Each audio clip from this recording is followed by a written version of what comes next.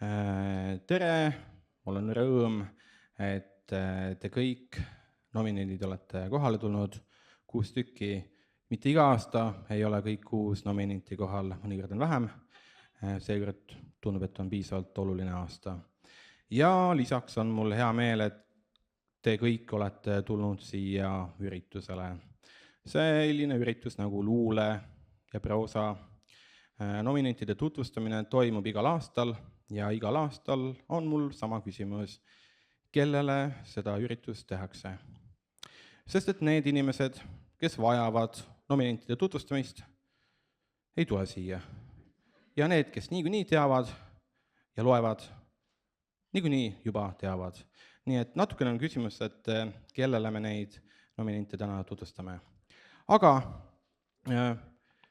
see ei olegi võib-olla tutvustamisüritus, vaid pigem koos olemise ja mõnes mõttes nagu rõõmustamisüritus, sest et kui auhind välja jagatakse, siis on ainult üks rõõmus. Aga täna me rõõmustavad kõik 6 nominenti ja meie ühes nendega. Eelmisel aastal ilmus üle 100 algupärase luulekogu, mille hulgast žürii on välja valinud 6. Tegelikult oleks võinud nominente olla rohkem, 7. Aga üks jäi välja. Kui sina avaldasid eelmine aasta luulekogu ja sa ei ole nominentide hulgas, siis tea, et just sinu oma oli see 7.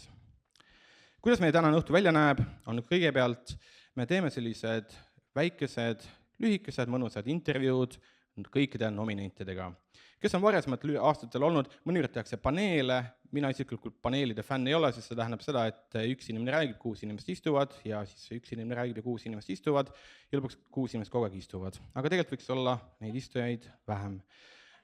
Kui see osa on läbi, siis tuleb väike paus, see on 3 minutit ja pärast seda mängime me kõik koos ühe mängu. Nii et ma soovitan kuulata tähelepanelikult, sest et miks te muidu siia tulite. Ja enne, kui ma kutsun esimese nominendi, võib-olla on oluline teada, et 6 nominendist täna ühel on sünnipäev. Aga ma ei ütle millisel, sellepärast et see ei ole tähtis. Täna me ei tähista mitte ühte nominenti ega ühte laureaati, vaid 6. Seetõttu võime kõik koos laulda palju õnne ja head kõikidele ja siis nime asemel tuleb see fraas, jah? Oskad? Ja me võime kõik koos laulda, jah?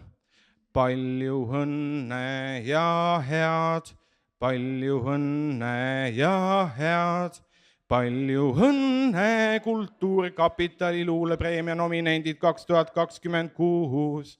Palju õnne ja head. Aitäh ja kõige esimese nominendina tuleb minu kõrvale ei keegi muu kui Karoliina Pihelgas. Aplaus!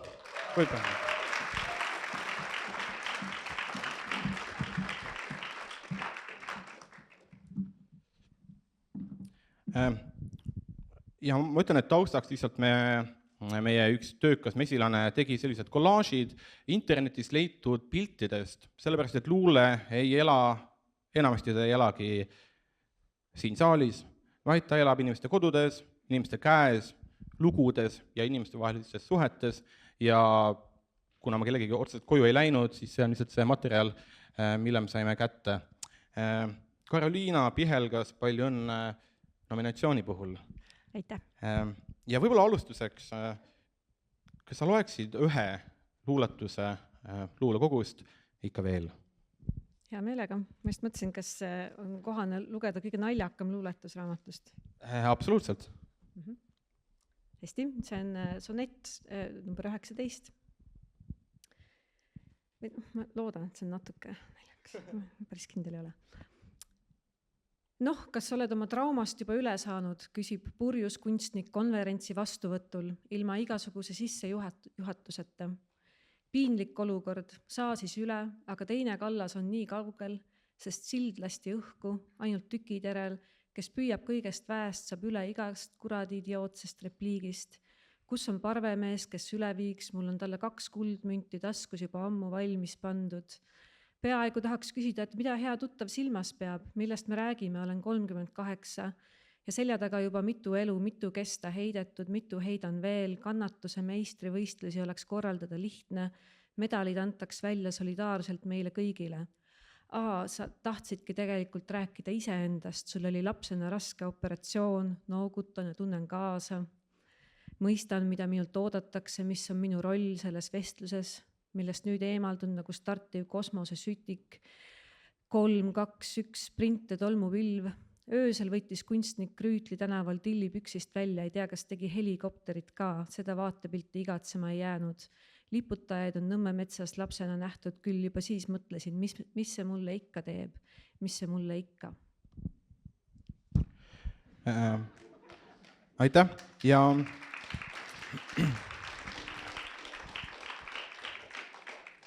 intervjuu teises pooles ma lihtsalt etteruttavalt, et kõik teavad, mida oodata, ma palun, et sa loed selle teksti uuesti, mitte kohe, aga hiljem veel, lihtsalt sellel põhjusel, et luule, mulle endale meeldib luule, et lugeda mitu korda, ja see ei ole ilmselt maailmas ainukene, et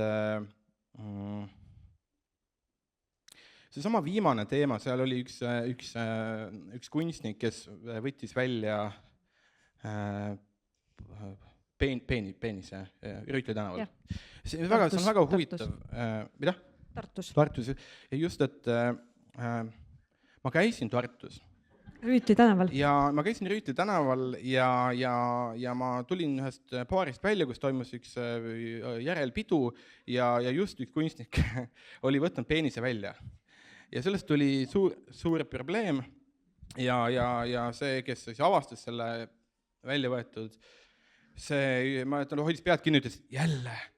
Jah, ikka veel. See on raamatu pealkiri. Et ikka veel. Ja ma mõtlesin, ma küsin seda öelda nagu hiljem, aga mõnes mõttes lihtsalt sobib nii hästi siia, et ikka veel, see on mitmetähenduslik pealkiri, seda saab mitmeti mõista, see sama motiiv on üks neist.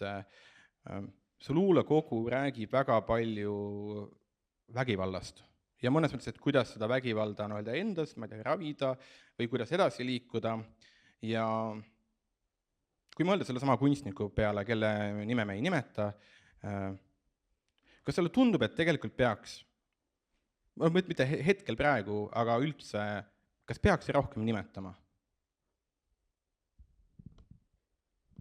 Jaa, see on keeruline küsimus. Et mulle tundub, et see tihti sõltub ka mingisugusest kontekstist, aga et jah, kipub kuidagi niimoodi ju olema, et me tihti ei taha nimetada neid inimesi ja justkui ka selle peale võidakse pahandada. Ja siis ongi nii, et me hoiame peast kinni, et jälle mingid treenerid, jälle mingisugused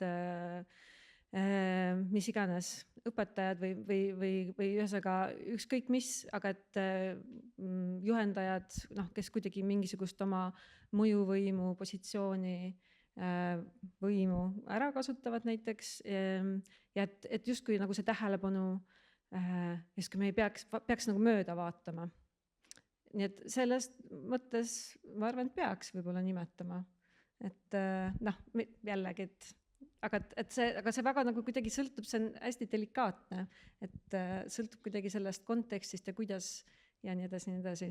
Aga et see kogu, praegult ikkagi mulle tundub, et enamasti ongi nii, et see vastutus jääb justkui nagu selle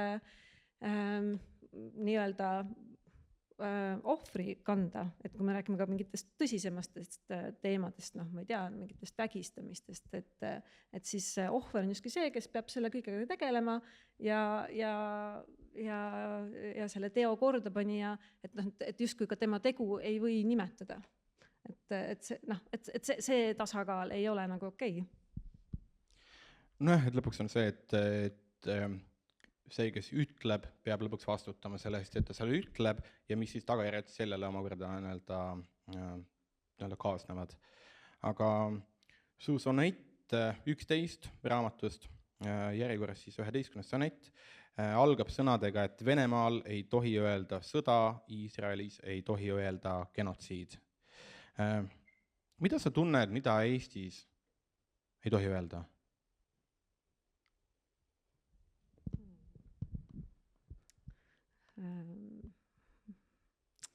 Jah, ma arvan, et võib-olla midagi eesti keele kohta tõenäoliselt. Mis mõttes eesti keele kohta? Ei, ühesõnaga, et nagu et eesti kultuuri kohta või et on mõttetu kuidas või? siuksed, no ala, et siuksed tabud kindlasti on. Mitte, et seda peaks üldse ütlema, aga ma ei oska nii kohe, ma olen nagu halb reageerija selles mõttes, et aga see on mingid asjad, mis nagu, et seal on kahtepidi võimalik mõelda. Üks on see, et mis lähtub luulekogu pealkirjast ikka veel, et nagu, et me oleme siia jõudnud, ma ei tea, 21. sajand, 2026 on ju, ja ikka veel me ei ütle, kas või see sama eelmise teema jätkuks, tegelikult me ei ütle neid nimesid. Teine osa on see, et kas sa tunned midagi muutunud, et midagi tohtis öelda ja nüüd me enam ei tohi. Või öelda, et ma ei... No kõige üldisemas plaanis ikkagi tundub, et võib-olla ikka ma loodan nagu pigem vastupidi, et on viimaste, ma ei tea, 10, 15, 20 aasta jooksul pigem ikkagi see suundumus, et me räägime rohkem mingitest asjadest, mis on olnud tabud, et me räägimegi ma ei teagi, ahistamistest või seksuaalsest väärkohtlemisest või vägistamistest, et need asjad ei ole enam nii nagu vaiba alla ära lükatud ja et sellel vahel on ka mingid tagajärjed. Aga et vahel ei ole. Aga siiski, et see mingisugune fookuspunkt nagu on natukene nagu nihkunud, et loomulikult on hulk inimesi, kes haaravad peast kinni ja ütlevad, et ei, et naised peaksidki olema meeste omandid või mis iganes, eks ole, et kõik need asjad on ju, vaatepunktid on ju endiselt, ma arvan, esindatud, aga et kuidagi, et meediaruumis täpselt nagu vaimsest tervisest on rohkem juttu ja see on nagu saanud selliseks igapäevaseks asjaks, mille peale me nagu mõtleme. Ja mille nimel ka kuidagi tegutsetakse, mis iganes koolides ja nii edasi, et ka praeguseks on lasteaedadesse, eks ole, jõudnud mingit sorti seksuaalharidus, mida ka ju varem ei olnud tegelikult, et kõik need asjad kui natuke nagu liiguvad, et aeglaselt, aga päris lootusetu ei ole, aga vahel ikkagi tahaks, et nad liiguksid nagu veelgi paremini, et nii on, et nõusoleku seadus, et tuleb, mis sõnastuses jälle, et ühesõnaga siuke nügimine ju käib kogu aeg mõlemalt poolt. Nii et tegelikult tundub, et asjad lähevad tegelikult mitte halvemaks. No ma loodan, aga lootust peab ikka olema, muidu vist oleks kõik natuke liiga masendav. Masendav. See on üks sõna, millega võiks kirjeldada su luulekogu tegelikult. Ja ma mõtlen, ma ei ole seda ise välja mõelnud, ma olen lugenud arvestusi ja see ei ole mitte see, et see luulekogu on nagu halb, vaid et see tekitab teatud jõuetust. Ilmselt tekitab see sama võrraga lootust. Sveta Grigorjev on öelnud, et see on võrdselt ilus ja valus, aga ei saa ümber, et su luulekogus on jõuetust, vägivalda, maasendavat maailma, see kõik on seal olemas. Aga ma küsimusena küsiks nagu vastupidi, et milliseid rõõme on luuletuste kirjutamises, luuletuste avaldamises, raamatu valmimises, siia tulemises või et need tekstid mõnes mõttes võivad tõukuda võib-olla millestki nagu tumedamast, aga milliseid helgeid osasid on nagu puhtalt luuletajaks olemises? No ma arvan, et see jagamise moment on nagu hästi oluline, et ka see tagasiside, mida aeg-ajalt ikkagi ju saab, et siin just enne andsin raamatusse autogrammi ja siis keegi ütles, et teismelistele tüdrukutele väga meeldivad need luuletused, et või umbes nii, et super äge, et loetakse luuletusi, et midagi läheb korda, midagi puudutab, et sest kirjandus, ta ongi ju tegelikult selline suhtluse viis. Et ma jagan mingisugust oma maailma, mingisugust oma nägemust ja lugeja korjab üles midagi, mida tal sellel hetkel võib-olla on vaja.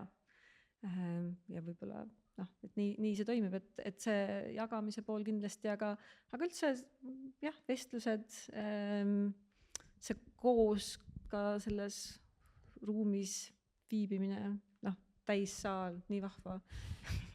Et need asjad on need, mis teevad rõõmu ikka. Aga kas luuletuse kirjutamises, isegi kui see teema võib olla nagu tumedam, et kirjutad selle, ütleme, saad selle nagu viimase fraasi, aga ma ei mäleta, ma valesti tsiteerin, aga munn, niivõrd munn mees, ja mõtled, kas see on hästi öeldud? Nagu, et kas seal on mingi nagu, et jess. Jess, nüüd on valmis. Jah, ikka. Selles mõttes, nagu võidutunne.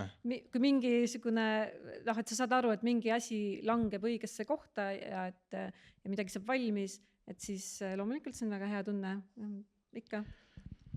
Su luuletusel ilmuvad ajakirjanduses ja raamatus. Kui palju sa jagad oma tekste ennem, ütleme, ma ei tea, Loomingu luule toimetajale saatmist, ma ei tea, sõprade vahel või? Jah, isegi ajakirjades võib-olla avaldades on võib-olla toimetaja täitsa see esimene lugeja, aga et kui mul on raamat valmimas, et siis mul on küll mõned lugejad, sellised, kes siis loevad ja annavad tagasisidet. Ja need nagu raamatute puhul natuke erinevad olnud ja siis lisaks on raamatul ka toimetaja. Minul on viimasel ajal olnud toimetaja Leena Toomasberg, kes on ka siin kohal. Nii et toimetajad on väga head ja tähtsad ja olulised lugejad, aga et siis on ka mingisugune selline veel paar inimest, kellele ma annan lugeda, et saaks seda erinevaid vaatepunkte, et mis toimib ja mis ei toimi ja et seda saab arvesse võtta. Seal luulekogus on suure osa on sonettidel. Klassikalisel sonetil on teatud reeglid, nendele reeglitele minu pilk tundus, et need ei vasta, need sonetid, aga millistele reeglitele vastavad Karoliina Pihelgase sonetid?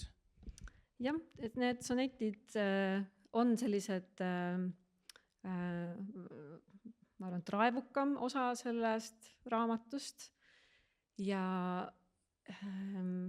neid ühendab võib-olla traditsiooniliste sonettidega lihtsalt see ridade arv, et siin on 14 rida, aga muus osas nad on sellised, nad voolavad üle nendest piiridest, siin on pikad read, siirded, siin puuduvad kirjavahemärgid, et see on selline mõeldud natuke sellise vormi ka lammutamisena ja see vorm on, sonett on ju olnud selline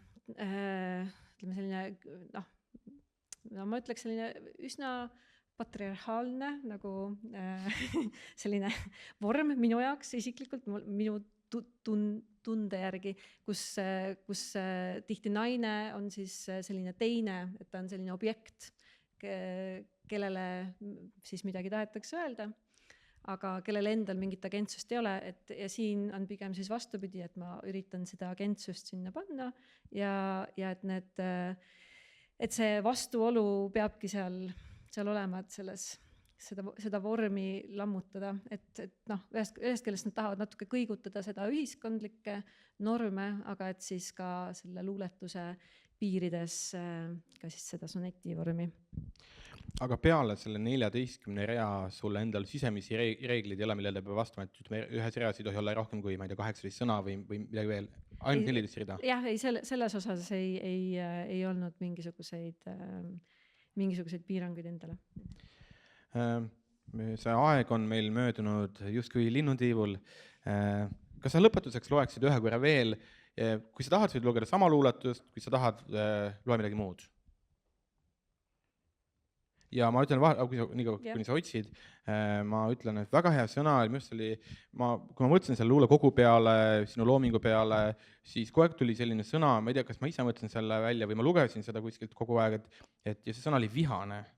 Ja see sõna häiris mind natukene seetõttu, et see tundub nagu mingisugune nagu mingi vihane Karoliina Pihel, kas tuleb mingi trambib vastu maad niisugune, aga kui sa kasutasid sõna raevukas, siis see mõjus kuidagi nagu täpsemalt, et ta ei ole, minu jaoks see luulekogu ei ole vihane, aga ta on raevukas, et tõesti nagu siis kasutasid mingi, nii et jah. Hästi. Aga ma loen siis teise luuletuse ikkagi. Ma loodan, see, mida sa natuke tsiteerisid ka. See on see sonett number 11. Venemaal ei tohi öelda sõda, Iisraelis ei tohi öelda genotsiid, mina ei tohi kahelda sinus ja kui ma seda teen, saab minustki vaenlane. Alati ei pea selleks isegi midagi tegema, et olla süüdi. Piisab, et oled sündinud vales kohas, et räägid valet keelt, et oled teine, oled vaene, oled võõras, oled naine, võidelda väsimuseni, võidelda elu eest. Kas ka minust saab varsti pagulane, mõtlen, kui laps otsib Google Mapsis põgenemismarsruuti. Plaan A, plaan B, mitte et neist abi oleks, aga ka 9-aastane on kuulnud Butšast. Ka tema teab, mis on hirm, meiesugustele armu ei anta ja ometi on suvi, on soe, on mõned sõbrad, kes ei räägi midagi erilist. Ja pärnad õitsevad ka tänavu liiga vara, aeg veab meid ninapidi, ei paranda midagi, ei jäta rahule, ei palu vabandust. Minu elu Maksiim ise tuleb kõigega toime tulla, seda ma tean, seda on mulle pähe taotud lapsest saati, seda kordasid ja kinnitasid sina, usaldus on nõrkadele, haara ohjad ja varise oma koorma all põrmu, mis põrmu, ainult põlved veriseks. Nüüd ma mõistan, sinu privileeg on vägivald, lihtsalt tavaline karistamatu mees, kes räägib seltskonnas ikka vahel ilust, räägib armastusest. Aitäh, Karoliina, ja aitäh, et tulid.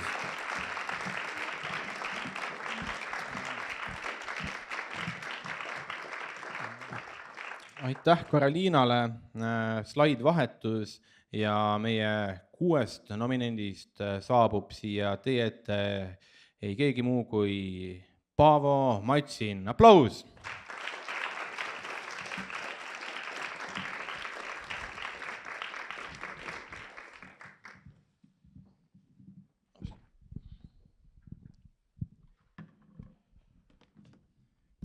Ma muidugi ise eelistaksin seda õiget nime. Ehk professor Paulus Fürstegott von und zum Blutzwiebelfisch genannt Bak. Aga ma saan aru, et seda on palju palutud. Ja võib-olla pole vaja ka. See käib jah üle jõu natukene, kuigi ma tegelikult kodus suutsin selle kokku veerida paljude vigadega, aga Bääri laulud, kui see raamat ilmus, siis ilmus pressiteade või uudistes ilmus, et tegemist on värsromaaniga. Värsprelokk-romaan. Värsprelokk-romaan.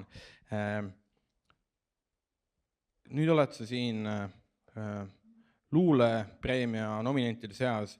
Kas sulle tundub, et sulle tehti liiga, et sind ikkagi nüüd luule sekka pandi või tegelikult oleks romaan, värsromaan, värsprelokk-romaan oleks võinud olla proosa seas?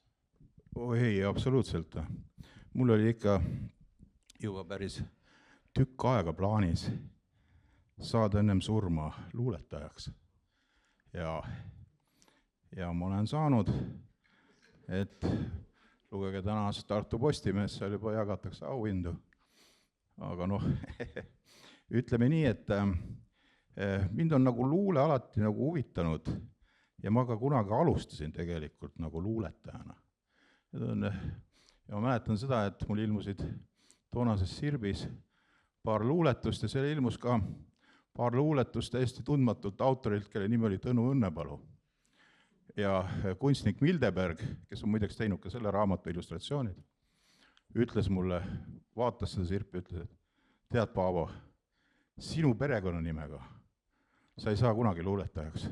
Vaata, millise nime on välja mõelnud see Tõnu Õnnepalu endale. Et see ei ole tema õige nimi kindlasti. Ja sellepärast ma ka selle uhke nime lasin konstrueerida. See on tõeline 19. sajandi esimese poole väga hea Eesti aadli nimi ja selle on teinud inimene, kes tunneb asja. Aga ma jah, nagu jälgisin, ma olen kogu aeg nagu jälginud luulet ja päris palju, ja mul on sellised lemmikluuletajad ja need on tõesti sellised raamatud, mida ma loen nagu vetsus või see on nagu kõige suurem au. Ja ma pean ütlema, et ma kuidagi panin nagu tähele, et mingi selline tühimik kuidagi hakkas tekkima ühel hetkel ja ei tulnud enam sellist luulet, mis mulle väga meeldis, mida vanasti võib-olla viljeles Priidu Beier. Ma kutsuks seda selliseks filosoofiliseks maskimänguks. Ja võib-olla mida ka viljeles professor Toomas Liiv päris mitmel kombel, kus on tõesti mingid maskid, asjad, on müüti, aga on ka fiktsiooni. Käiakse külas Pipil, Hemingwayl, Jaan Krossil, kus ka tegelikult Toomas Liiv külas käis. Ja kuidas ma ütlen, nagu mängitakse nende maskidega. Ja kui ma vaatasin nagu seda luulet, mida ma üldiselt nagu ei loe, siis see meenutas mulle alati sellist animatsioonis olevat nagu lamenuktehnikat või, kus oli mingi kindlad teemad, asjad ja mulle tundus, et tuleks kirjutada üks raamat, mis on nagu täiesti teistsugune, mis pöörab ennast hoopis kuskile mujale. Ja kuna ma ise ühel hetkel pöörasin ennast Tartusse ja Tartu konstitueerib tegelikult professorid ja ka professorite pojad. Ja see vanade professorite vaim, see tegelikult konstitueerib Tartut, mitte need Karlovad ega need suppilinnad seal. Ja kui ma hakkasin lugema igasuguseid lugusid vanadest professoritest, just mind eriti huvitas 19. sajandi algus, kui ülikool ei olnud veel selline jabur asutus, nagu ta tänapäeval on. Mina ei ole kunagi Tartu Ülikoolis käinud, nii et ma võin endale vabadusi lubada, kuigi ma olen loengut lugenud. Aga kus kõik oli veel niimoodi nagu lahtine, kujunev, neid vorme ei olnud veel. Kui te vaatate Pääriaegseid 1810, 1814, kui Päär õppis ülikoolis, kui vaatate neid doktoritöid, nende ainuke mõte oli ladina keelt kontrollida tegelikult, sest kõik eksamid olid tolleks ajaks alati tehtud. Ja seal kaitsti näiteks Pääriga kõrvuti töö Tartu kummitustest ja saadi doktor. Et see vabaduse vaim ja kui ma vaatasin neid igasuguseid professoreid, seal on Kikoorius, mul suur tegelane, kes oli anatoomia professor, kes kunagi ühe korra näiteks, kui ta tegeles lahkamisega ja teda tuli inspekteerima, Würst Liiven, siis ta võttis ühe uppunu ja hakkas seda lõikama. Ja ruumis oli nii jube lõhn, et Liiven ei sisenenud ja ei saanudki teada, et Kikoorius on juua täis nagu alati. Ja kui kõiki neid lugusid nagu lugesin, siis hakkasid mul ühel hetkel tulema ka enda meenutused oma lapsepõlvest. Et mina pean ütlema, et ma alati kuulan niimoodi huviga neid lugusid traumadest. Minu lapsepõlv oli väga õnnelik ja see oli selline keskklassi lapsepõlv Mustamäel. Aga kus oli suvila, autod ja kõik asjad ja juhtus väga palju lugusid, sellepärast, et Mustamäe oli täitsa veidraid joodikuid ja väga kummalisi tüüpe kuskil taarapunkti taga. Ja kõik need lood hakkasid mulle ka nagu tulema koos nende professorite lugudega pähe. Ja lõpuks mulle tundus, et sellest tuleb üks horror-tsirkus.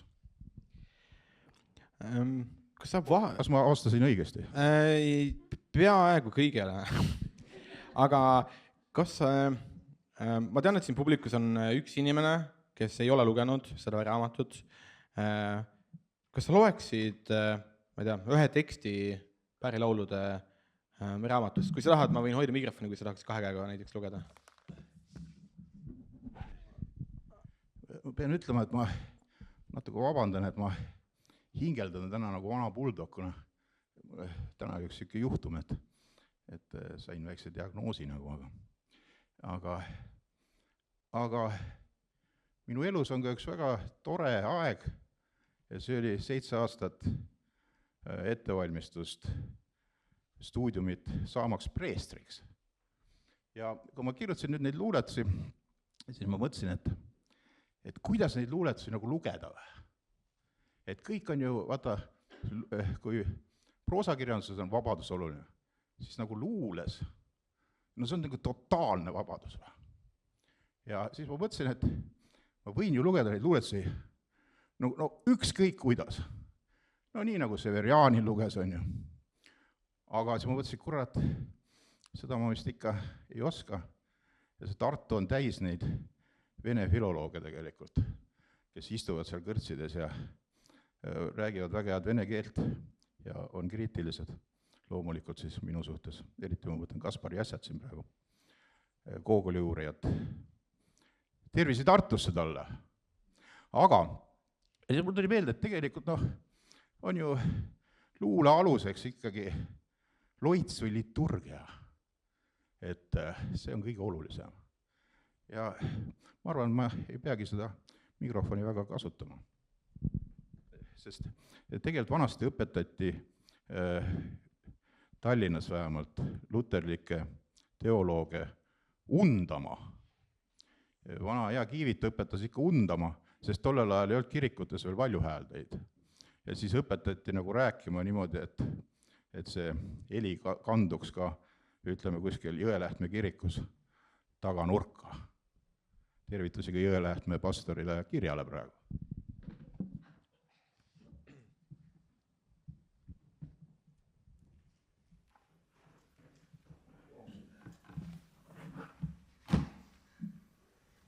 Nagu ütles alati peapiiskop Uno Pajula, ei ole mõtet üle administreerida.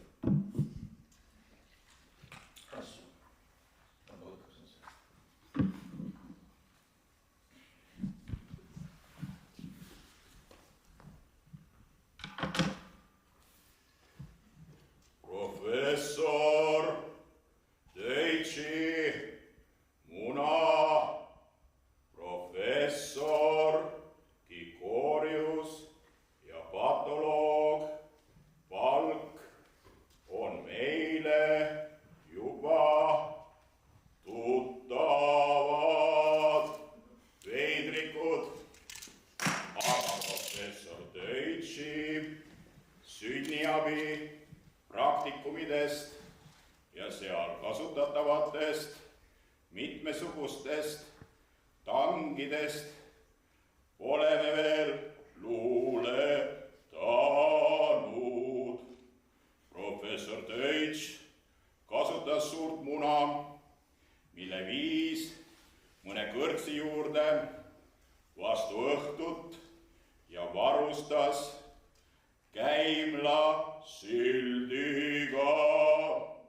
Kui nüüd purš näiteks valgest hobust tuli keha kergendama, siis oli praktikumist osavõtjatele initium fidelitaatsis, nagu anatoomilises teatris koguneti sellise seltskondliku osa alates ruttu vaatlema muna. Algul kostis labas tagumist, sest ukselink muna sees oli asjatajale kätte jäänud ja ta asus kõvasti kolkima sellega vastu niinimetatud munakoort. Ja loomulikult te saate ise edasi lugeda. Selle luuletuse aluseks on üks tõesti sündinud lugu. Tartus oli kunagi restoran Rehepapp bussijaamas. Praegu seal vist on Rändori pubi. Ja seal oli 2 suurt WC-d, mis olid munakujulised. Ja ühekorra ma eenestasin nende kõrval. Ja üks inimene läks ennast sinna siis rahuldama, sinna munakujulisse WC-sse. Aga ukselink tuli ära ja te ei pääsenud sealt enam välja. Ja siis me nägime väga arhailist pilti, või tähendab, me kuulsime hääli, väga arhailisi hääli, mulle tundus, kuskilt ürgmaastikult, kuidas keegi taob vastu muna ja karjub. Mille peale kokk läks ja tegi ukse lahti ja minu küsimuse peale ütles, seda juhtub siin päevas 10 korda. Aga soovitan jah lugeda, kahjuks ei jõua täna väga laulda, et see kopsutursa annab praegu ikkagi tunda, nagu ühele vanale buldogile kohane. Kas see oli õige vastus? See oli täpselt õige isegi. 2013 ilmus osa Bäri lauludest. Kas on mul õigus? Absoluutselt jah, et viinistus oli Jüri Midlebergi Bäride näitus, ta tegi 2 kroonistest igasuguseid mikisid ja ma kirjutasin talle mõned tekstid. Ja nüüd on 13 aastat möödas ja Bäril on tulnud lisa. Kas see lisa tuli nüüd nagu hiljem, saaks nagu täiendama seda või tegelikult kohe oli natukene pikem, aga see jäid nagu esialgsel nagu napimalt? Ei, need on ikka nüüd kirjutatud. Need on kirjutatud aastate jooksul, ma vahest ikka kirjutasin ja selles mõttes kaata, et tuletan meelde, et see 2 krooni on üks väga ilus raha ja tema kurss praegu on 102 kroonist on 60 €. Võite minna Balti jaama turule ostma. See oli üks mees müüb pakkidena. Ja muidugi need rahatähed olid ikka jube ilusad tegelikult need Eesti omad. Ma mäletan, minul esimene palk maksti Tammsaartes, Tammsaare muuseumis. Ja muidugi kui Bäri muuseumis töötaks ja saaks 2 kroonistes palka, see võib-olla nii hea ei oleks, ma arvan. Siinkohal tervitused ka Bäri muuseumi juhatajale Erki Tammsaarele. Esimene raamat, mida mina lugesin sinult, oli Sinine kaardivägi ja tõesti tundus tekst või oligi tekst, mille sarnast ma ei olnud varem lugenud. See oli ülinaljakas. Võtan seda komplimendina. Jah, võib ka nii. Võib ka nii. Ega see pudel käib ka päevaris ruttusin. Ja ta oli vaimukas, hoogne ja kui ma jõudsin Bäri lauludeni ja see stiil on aegamööda justkui jäänud väga sarnaseks, aga natukene alati muutunud. Iga raamatu autor on tegelikult erinev autor. Ja ka ma ütleks ka kriitikute stiil jääb tihtipeale samaks. Näiteks Sauter kirjutab jube häid artikleid minu teoste kohta alati nagu ühtemoodi. Õudselt meeldib mulle. Ja kui ma jõudsin Bäri lauludeni, siis kuidagi mulle taas meenus see Sinine kaardivägi. Sinise kaardiväe ja Bäri laulude stiil on näiteks sarnasem kui Death Cafe ja Bäri laulude stiil. Kuidas ise tunned, kas see Bäri juurde naasmine, ma ei tea, kas midagi tuli jälle sellest ajast või kas see käekiri kuidagi tuli tagasi või sarnane käekiri tuli tagasi, sest et sa naasid, ütleme, Bäri juurde, kellega sa tegelesid 2013. Võib-olla vaata, see on sarnane, et nii Sinine kaardivägi kui ka Bäri laulud on kirjutatud nagu jupi kaupa või. Et mitte nagu laua taga kuidagi mõtet välja imedes. Aga näiteks Sinine kaardivägi alati, mul oli üks sõber elas Riias tollel ajal, tegi doktoritööd seal, Ardi, ja ma alati käisin seal, oli nädalavahetus seal, siis tulin tagasi 2 päeva rahunesin talus ja siis kirjutasin ühe peatüki. Et ta selles mõttes oli kuidagi läbi tunnetatud nagu. Aga vaata selles mõttes ka, et mis selle Bäri kohta, et ta on ikkagi kõige kuulsam Eesti teadlane läbi kõikide aegade. Ja Tartuga ta oli seotud oma elu alguses ja lõpus, aga tema tahtis ka saada luuletajaks. Ja ta on kirjutanud väga ilusaid laule. Ja need laulud on tema korporatsiooni Estonia lauluraamatus. Ja samas ta oli ka kõva elumees. Et on teaduslikke materjale, mille servale ta on kirjutanud, pärast peab vaatama sigareid ja veini. Et ega ta oli küllalt ka ilmselt ju kõik vaatasid teda kui mingit geeniust nagu on. Ja see oli küllalt tüütu tegelikult. Ma ei tea, kas see oli õige vastus? See ei olnud, aga ma arvan, see on okei. mul on küsimused otsa saanud, enamik vastused olid õiged, üks ei olnud, ma arvan, et sellest piisab. Päris hea, peaks load saama. See on siit saab load. Load on käest. Mul tegelikult viimane küsimus ja see on see, et ma ütleks, et see, kui mina loen Pääri laule, ta on tekstina ju vaimukas. Kui sa seda kirjutad, kas sa ise naerad? Kas sa kirjutad ja kas sul tekib selline nagu naeru reaktsioon, kui sa leiad mingi tabava seose? Absoluutselt. Ja seal on ikkagi, vaata, need lood ei ole välja mõeldud. Et kas nad on siis Pääri ajast või on minu mingisugustest mälestustest. No näiteks üks selline, ma ei hakka seda lugema täna, aitab sellest liturgiast. Aga ma läksin ühe korra Tartus oma maja õuele, seal vastas on lasteaed.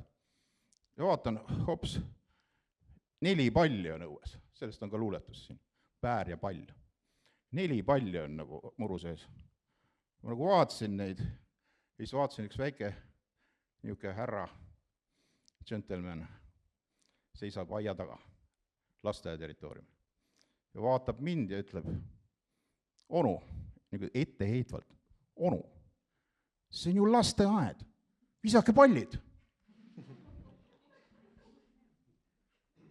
Selle lause põhjal ma tegin terve seeria luuletusi, mis kõik lõpevad selle lausega. Elu on 3 punkti. Aitäh, et tulid täna. Aplaus Paavo Matsin ehk pikemalt professor.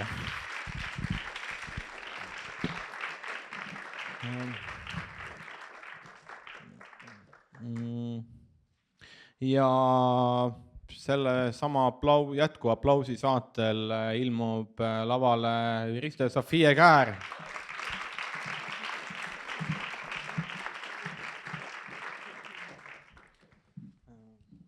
Palju õnne. Karoliina Pihelga selle sünnipäeva puhul. Karoliina Pihelga selle sünnipäeva puhul. Nominatsiooni puhul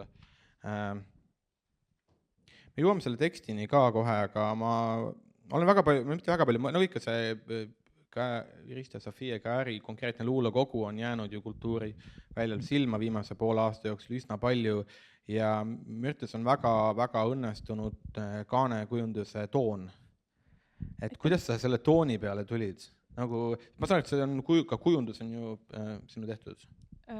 Wendi seal kontoris oli üks Samaväri raamat, siis ma mõtlesin, et võtame selle. Aga mis raamat see oli?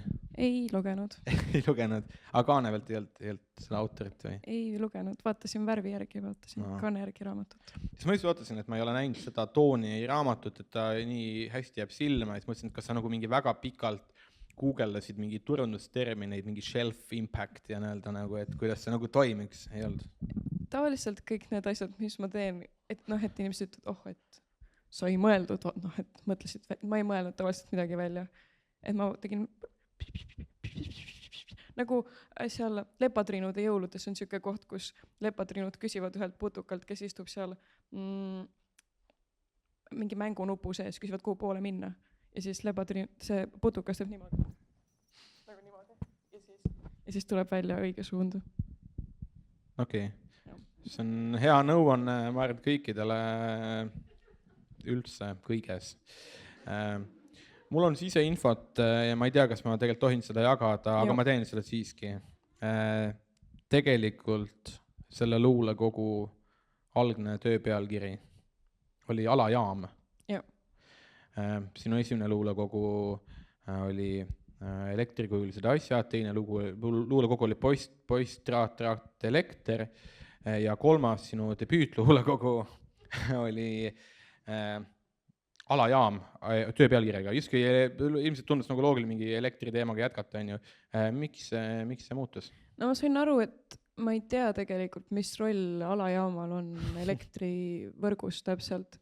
Ja kuna see teemaga mind tegelikult ei huvitanud, see elektriteema, siis ma lõin nagu käega sellele ja mõtlesin, et panen pealkirja, mille kohta ma väga hästi tean tegelikult.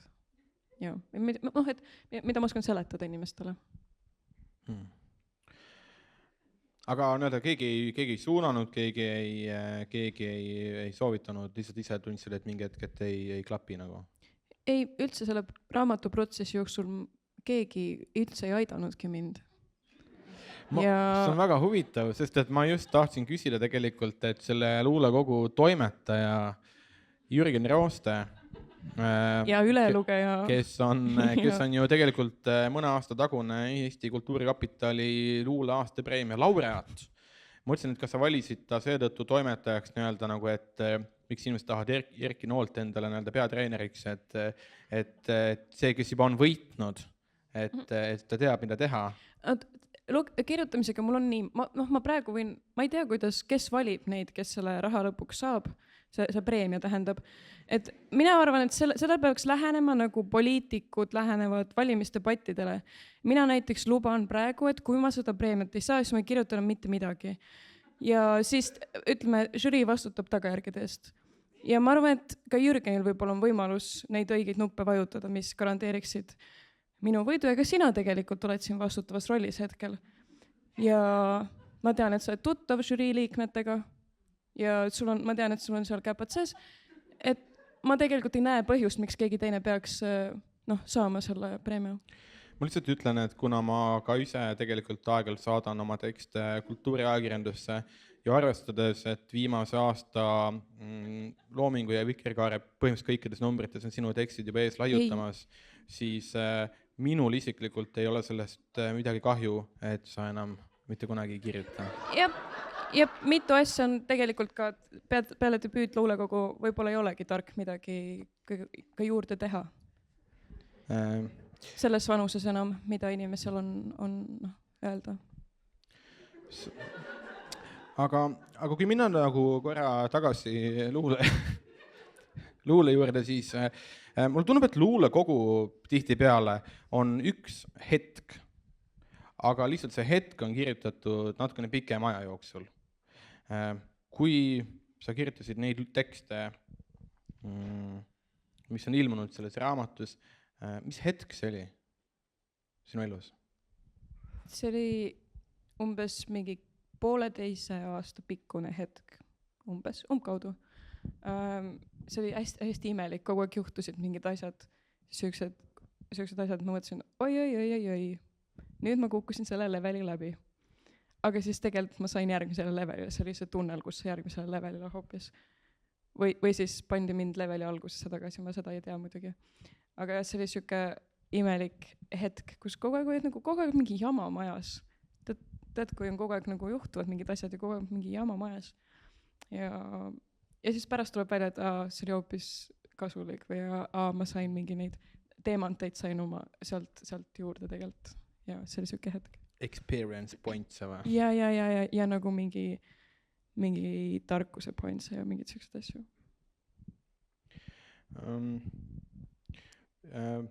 Ma arvan, et sa Riiste isegi ilma selle teise ja kolmanda nimeta on teatud skeenel eeskuju. Võib-olla see on kogemata juhtunud.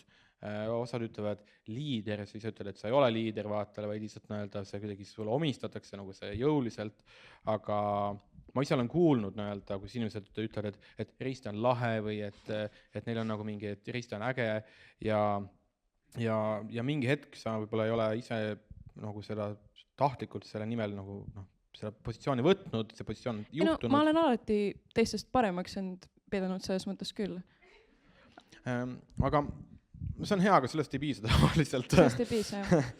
Et see võib, aga sa oled mõnes mõttes nagu ka noortele inimestele eeskuju, nagu paljud luuletajad loomulikult, aga kas on mingi hetk, kui sa tunned, et sa näed, et mingid inimesed teevad sinu järgi midagi, mida sa tegelikult oled teinud üldse, ma ei tea, naljaga või oled vahepeal ümber mõelnud, järsku sa avastad, et inimesed teevad midagi ja sa oled nagu mingi, te teete minu järgi, aga ma ei mõtle enam niimoodi. No enamus asju tegelikult, mis ma teen, on alanud sellest, et ma mõtlen, see oleks naljakas, kui ma teeks seda. See oleks nii nagu naljakas, kui ma teeks seda. Ja siis ma avastan enda olukorrast, kus asi on tõsine. Ja rahad on mängus, mingid lepingud, mingid liiguvad asjad ühesõnaga. Luules, luules on see põhiline. Ja et alguses on nagu nali nii et mõnes mõttes võiks nagu kõikide asjad, aga tegelikult mina ei ole näinud, et inimesed väga minu järgi midagi teeksid. Ausalt öeldes. Okei, et ei ole, et sa oled mingi irooniliselt midagi öelnud, siis sa näed juba mingi järgmine päev mingi graffiti inimesed nagu kuskil juba joonistavad seda sõnumit ja siis sa vaatad mingi ei, ma ei usu jaa. Ma võib-olla ka ei ütle nagu, üritan ikkagi öelda selliseid asju, millest poleks hullu, kui mu ema teaks ja kui mu vanemad teaks ja kui kõik maailma inimesed teaks, et mul on see probleem natuke, et kogu aeg, kui ma midagi räägin või ütlen, siis ma mõtlen, et noh, vahel inimesed saavad pahaseks, kui ma ütlen midagi, aga ma kunagi ei mõtle selle peale, et ma üritan provotseerida või et see oli kuidagi nagu pränk. Ma kogu aeg mõtlen, et kõik mõtlevad ju niimoodi, siis ma lihtsalt nagu ütlen sama, tahan ka teiste moodi olla ja ütlen seda. Aga siis mul on see ka teistpidi, et kui ma midagi ütlen, siis ma mõtlen, et ma nagu pöördun kõikide inimeste poole korraga.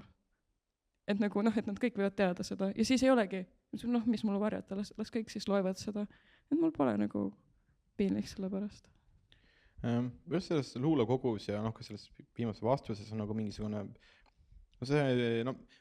ma nimetaks selle enesekindluseks või et sind justkui on raske rünnata, et nagu sa ütled, okei, mis siis, vaat kõik ütleb, et nagu see on nõmedad luuletus, siis ütled, ma olengi noor, vaat ma kirjutan nõmedad luuletus, mis siis, nagu, mis teie asi on öelda, homme kirjutan paremaid, või öelda, et see luulekogu on üsna enesekindel luulekogu, aga kas sa kardad midagi, ja ma ei mõtle nagu mingi lähedaste... Igavene üksindus või siuksed asjad? On üks asjad, jah? Ei, kas sa ei mõelnud selliseid asju? Igavest üksindust mõtlesin, aga mitte lähedaste kadumist nii-öelda. No kindlasti midagi kardan, aga ma arvan, et see on hästi kasulik kellelegi, kelle poolt ma ei taha olla, et ma kardan. Kui sa mõistad, mis ma ütlen? Kui sa mõistad? Et nagu see, et mina kardan asju, see on kasulik kellelegi, kes ei ole mina, vaid kelle poolt ma ei taha olla. Et nagu see on, ma tunnen, et natuke kohustus on julge olla. No. Et keegi peab julge ka olema. Okei, et see on nagu julge olemine on osa sinu vabadusvõitlusest millegi vastu, mida võib-olla me ei pea nimetama või sõnastama isegi. Või oli see nimetamise päev täna? Ei, täna ei olnud. Okay. Täna on meil rõõmupäev, täna meil on nominendid. Kas sa loeksid vahepeal ühe oma teksti? Joo. Väga ma loen siiski selle teemalise luuletuse kohe. Mul on kassitappu ja konnasilmade eluisu. Ei saa kuidagi lahti teisest. Olen proovinud välja rohida, kasvatab alati uued pungad peale vahab mahajäetud aianurkades, lootusetult kõrvenõgastesse takjatesse poogitult. Olen proovinud ravida, aga ikka vindub ta läbi talve. Kevadeti, kui põõsaste tagant kaste kuivab ja muld soojaks saab, lööb välja. Hullemini kui kunagi varem, mitte ükski rohida vastu ei aita. Kinni püüda olen püüdnud, aga söödast ta ei hooli, linnupaltesse ei jää. Ainult naerab, luusib mööda laasi ja vahel usun, et näen teda hämaruses vilksatamas. Päriselt näole ta end siiski ei anna. Kodus seda olen tahtnud, põuetaskutesse peita kaasas kanda kõikjal, aga tema libiseb alati mu sõrmede vahelt nagu vari, poeb köögikappide taha seinapaneelide sisse. Öösiti krabistab seal hiirtega, närib kaableid ja aega puruks. Mina teda kätte ei saa, mina teda välja süüa ei suuda. Jah, see krooniliseks kiskuv eluisu istub mu voodi päitsis. Nokib sõrmeküünte ümbert kooruvat nahka ja vahib loiult, kuidas aknaklaasid päikese käes aeglaselt sulavad. Nii et alumine serv on paari sajandi pärast sentimeeter paar paksem kui ülemine. See vist ongi õnn, ütleb ta. Mina seda ei kuule. Näen ainult, kuidas ta huuled ettevaatlikult tühjussõnadeks vormivad. Võin vaid aimata, mis kujuga need on. Siledad, ümarad nagu merepõhja kivid. Unedes ajan ta jälgi püss palges mu Luider eluisev 3. paraadmast.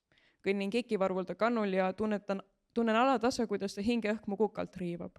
Tean, et teen ringe, tean, et välja ei murra, tean, et selja taha vaadates pole seal kedagi. Selle eest pole kuskile oma silmi peita.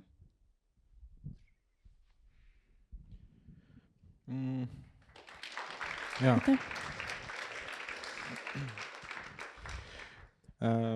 Kui mina peaks läbi oma maailma mingisuguse taju ütlema, siis ma ütleks, et su luulekogu on olnud edukas. Seda on, ma ei tea, loetud ja kiidetud ja tunnustatud mõtteliselt veel võib-olla. Kuidas sa ise hindad, nagu, et kas sa mõtled mingi asja, mille sa oled teinud selle edu peale hiljem, või kuidas sina hindaksid, kas see luulekogu oli edukas? No kui mingid näiteks väiksed tüdrukud kirjutavad mulle, et meie õpetaja meie tunnis kasutas sinu luulekogu näitena, siis ma mõtlen, vau, ma arvasin, et seda on lubatud teha ainult siis, kui inimene on üle 60 aasta vana. Aga võib-olla ma ei ole lihtsalt hästi säilinud. Või siis inimesed ütlevad, mu emale meeldivad su asjad ja siis ma olen küll rõõmus. Kas ma sinu emale meeldin? Sa ei pea sellele vastama, sa võid, kui see on liiga isiklik. Jaa, aga lihtsalt mitte loomingu osas. No see tegelikult ei ole tähtis. Ma ei mäleta, ütles, me ei ole sinu loomingust rääkinud, lihtsalt me kunagi sõitsime koos Haapsallu üles esinema ja siis ta ütles, et nii toredad noored, sul Aleksander oli ka. Et jaa, aga Mart loomingut ei kommenteerinud. Võib-olla laulu äkki. Äkki te lase talle järgmine kord. Noor inimene. Ikka tore, kui noored oma asja ajavad. Sa oled öelnud, et sa ei ole Romeo ja Juliet lugenud, sest et sa tead, mis seal toimub, sest et sa oled lugenud selle Pardi koomiksi versiooni. Nüüd kevadel toimub Saku Suurhallis suurejooneline Romeo ja Julia muusikal. Kas sa lähed selle vaatama? Kas see on see autodega või? See oli suvel, aga see on Jaagup Tuisuga. Ei, ma arvan, et see võib olla see nimetamise koht ja mulle ei meeldi Jaagup Tuisk. Okei, ma mõtlesin, et läheb veel lihtsalt sulle ei meeldi, ma mõtlesin, et läheb veel nagu praegu šokeerivaks paljastamine. Tegelikult ma arvan, muusikal on hea žanr küll. Kui asjas on laulud sees, siis see on õnnestumine. Luuletused mulle nagu üldiselt ei meeldi. Aga laulud mulle väga meeldivad. Peaaegu alati, väga, täna Selveris näiteks oli mingi kaarklassi laul või midagi, see mulle nii väga ei meeldinud, aga muidu laulukesed nagu iseenesest mulle alati meeldivad. Võib-olla peaks minema. Nii et muusika huvitab? Ja, muusika huvitab, ja. Või laulud. Sa oled öelnud, et sul on nagu, et võib-olla isegi luuletused lühikesed ja et siin paelub mingi suurem vorm näiteks, ma ei tea, film. Kas sul on hetkel midagi nagu mõttes, töös, plaanis, unistuses midagi, mis on midagi enamat kui üks luulekogu? See on nii hea. Täna tehti eesti keele riigieksami, seda proovieksamit. Ja sa oleks nii hästi seal läinud, sest sa kõik küsimused on nagu, sa oled öelnud, nagu see viide on sees, see on hea, sul läheks hästi seal. Aga sa tegid selle eksamit? Ei. Nägid? Ma olen hästi säilinud. Okay. Ei teinud seda eksamit, kunagi küll tegin. Ei, mingid konkreetseid selliseid asju ei ole, aga mingid Google'i dokumendid on küll, meil on nagu erinevaid pealkirju pandud ja siis veits märksõnu mingid nagu pildikesi, et seal nagu nurgas, seal on nagu suurendusklaas või et nurgas on printer, nagu siukseid asju on. Aga midagi konkreetset ei ole, mul peaaegu kunagi pole midagi konkreetset ja äkitselt on mingi produkt valmis ja ma ei tea, kuidas see juhtus. See on nagu siuke tuleb nagu kevad ja siis äkitselt on produkt valmis. Ja. No siis on hea, kevad on varsti käes. Aitäh. Reiste, tulid.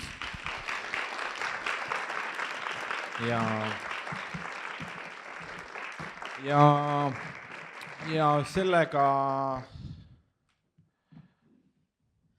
tuleb lavale ei keegi muu kui Berit Kašan. Aplaus!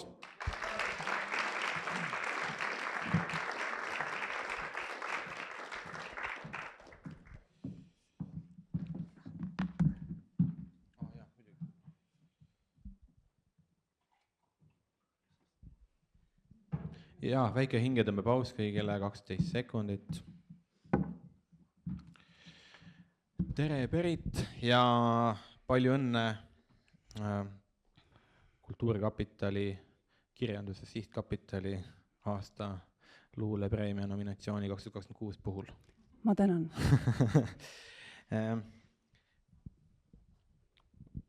Oma luulekogu nimi on Aprill. Ja omamoodi see Aprill mulle kui harrastuslugejale, ta mõnes mõttes mõjub nagu loomuliku jätkuna luulekogule täna piisab vähesest. Et ta ei ole, ta nagu kuidagi, ta nagu mingi järgmine samm või kuidas siis sa tunned nagu neid kahte luule kogu võrreldes, et kuidas oli neid erinev kirjutada? Või kuidas oli aprilli, kas see on mingi teistsugune tunne kirjutada aprilli, kui oli kirjutada Täna piisab vähesest?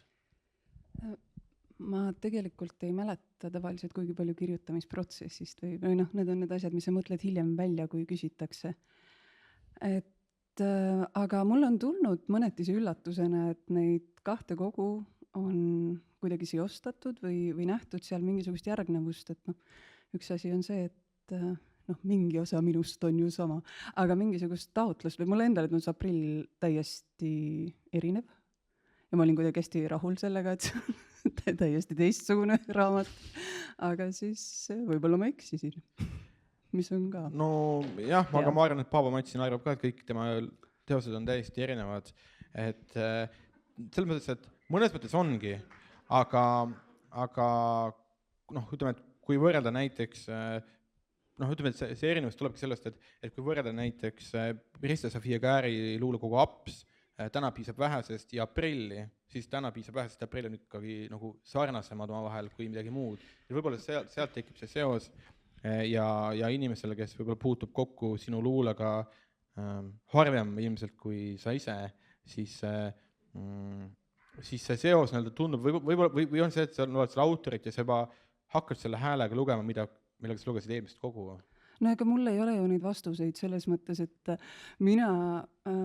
minu jaoks kirjutajana ma ei tea, ma ei mõtle selle peale üldse, noh, see on nii iga vastus, aga mul ei ole paremat. Et selles mõttes, et see, mis hiljem ilmneb või resoneerub, et ega mul ei ole selle üle mingisugust kontrolli ja ma ei ole tundnud ka kunagi vajadust seda kontrolli haarata. Et raamat on valmis ja ta on siin ja elab oma elu. Ja tõenäoliselt loomulikult ta mingil määral sarnaneb ja mõnest teisest raamatust erineb ja võib-olla on sarnasem hoopis mõne teise autori, mõnele teisele raamatule kui mõnele minu eelmisele raamatule. Aga sulle tundus, sul on nagu pigem tunne, et ta nagu nii-öelda nagu, ja sa näed teda väga erinevalt. Liigun edasi korra. Astusin tupikusse. Selle aprillis on selline luuletus, mille nimi on Kevade laul, mis algab, et ma ei ole sellele kevadele midagi võlgu, aga ikka on tunne, et tiu, maksa võlg ära ja siis saad oma lehed ja pungad ja päikesepaiste. Kas sa tunned, et sa oled kas täna on ka selline võlatunne? Kas sa oled, mida sa praegu võlg oled? No materiaalselt ei ole. Vist hetkel tundub. No muidugi alles arved tulevad ka tegelikult. Aga ma ei tea, see võlatunne, mis seal luuletuses oli, ma arvan, et see oli tingitud sellest, et oli sisemiselt külm aeg ja väljas oli ka selline, et noh, see kevad, mis umbes päike tuleb, aga soojaks ei lähe. Ja siis on selline tunne, et kas ma saan midagi teha, et see kevad nagu päriselt hakkaks, et äkki ma pean mõne võla ära maksma ja siis ma saan kevadel. Et noh, nagu seal kirjas ongi. Aga hetkel ei ole, siis ma ärk üles, ma tunned, et nagu ma peaks midagi, noh, ma mõtlegi finantsosas, aga et me peaks midagi tegema, et saabuks midagi muud. Pidevat võlatunnet sellise peagi tärkava kevadega ei ole. Selle kevadega ei ole, jah. Kevad ei ole muidugi tulnud veel. See on väljas. No see tunne võib veel tulla. Justkui oli. Võlatunne tuleb koos kevadega. Võimalik. Ma panen seda sel aastal tähele. Okei. Üks sinu tegevusvaldkondadest on biblioteraapia, millel, et ütleme, et nii palju kui mina mõistan biblioteraapiat, et lugemisele kirjutamisel on teatud positiivseid omadusi inimesele. Jah. Kas sul on tunne, et ütleme, luuleväljal, kirjandusväljal osalemisega, milleks on raamat avaldamine, luuletuste avaldamine, siia tulemine, on nagu vastupidiseid efekte ka, et kas kirjandusel on ärevust tekitavaid elemente? No selles mõttes, et konkreetne olukord, et kindlasti ma arvan, et see on üks võib-olla sellisemaid võimalikke ärevust tekitavamaid situatsioone, mis käib kaasas luulega. Aga miks see, kas see, et nagu, et ütleme, et tuleb mingi küsimus, ütleb, et võrdle oma eelmist 2 luulekogu ja siis ütleb nagu mingi, et okei, kuidas mina peaksin seda tegema, et see ei ole ju iseenda kriitik. Aga mõtlen, et kas on, mis seda ärevust, kas on nagu mingi, mis selle ärevust toidab?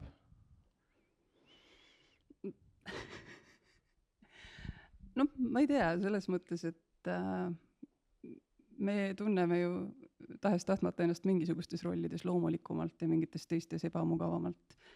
Ja ütleme, et võib-olla kirjutamine ei vaja minu jaoks nii palju ettevalmistust kui sellises eredas valguses rääkimine. Rambi valgus. Aga kui ütleme, luulekogu tuleb välja, kui palju sa ootad, et kas tuleb mingi arvustus, kuidas vastu võetakse, et kas see tekitab ärevust või on see rõõm? See on pigem rõõm selles mõttes, et see ei ole minus ärevust tekitanud. Et ma arvan, et juba esimese raamatu puhul ühel hetkel, kui ikkagi sa teed kõiki esimest korda ja siis need kõik tundub, et kõik panused on hästi kõrged, tegelikult ei ole. Et nagu öeldakse ka seda, et inimesed tihti arvavad, et kui nad annavad välja oma esimese raamatu, et pärast seda juhtub kohe midagi. Üldjuhul ei juhtu. Sa lihtsalt said selle raamatu välja antud. Ja ma arvan, et kuskil siis ma juba tegin endaga selle kokkuleppe, et kui ma annan raamatu välja, siis sellel raamatul on oma elu. Ja loomulikult ma elan raamatule kaasa ja loodan, et tal läheb hästi, aga ma ei ole sellega üle seotud või.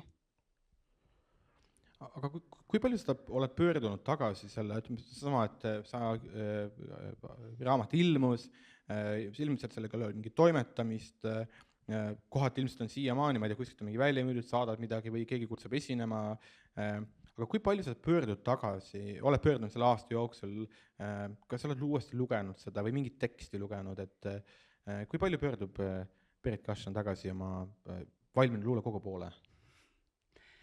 Ma pean tunnistama, et selle raamatu poole ma hakkasin nüüd pöörduma teades, et see sündmus siin läheneb.